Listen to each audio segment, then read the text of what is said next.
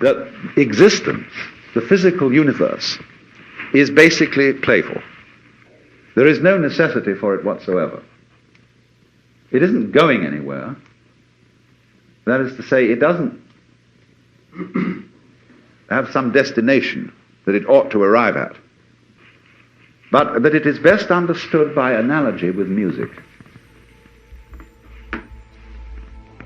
Because music, as an art form, is essentially playful. We say you play the piano. You don't work the piano. Why? Music differs from, say, travel. When you travel, you are trying to get somewhere. One doesn't make the end of a composition the point of the composition. If that were so, the best conductors would be those who played fastest. And there would be composers who wrote only finales. People go to a concert just to hear one crashing chord, because that's the end. Same way in dancing. You don't aim at a particular spot in the room. That's where you should arrive. The whole point of the dancing is the dance. Now, but we don't see that as something brought by our education into our everyday conduct.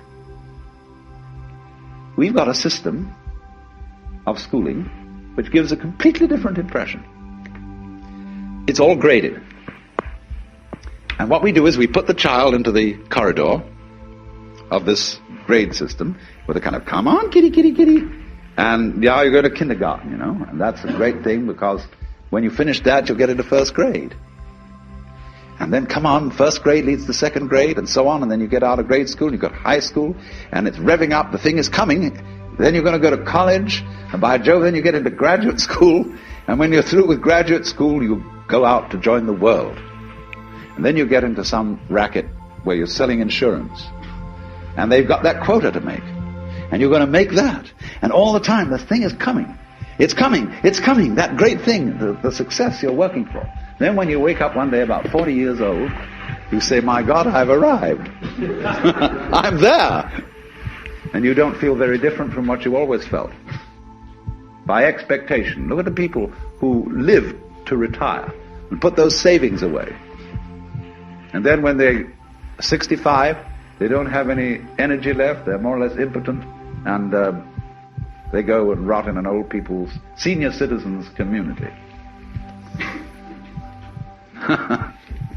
Because we've simply cheated ourselves the whole way down the line. We thought of life by analogy with a journey, with a pilgrimage, which had a serious purpose at the end, and the thing was to get to that end, success or whatever it is, or maybe heaven after you're dead. But we missed the point the whole way along. It was a musical thing, and you were supposed to sing or to dance while the music was being played.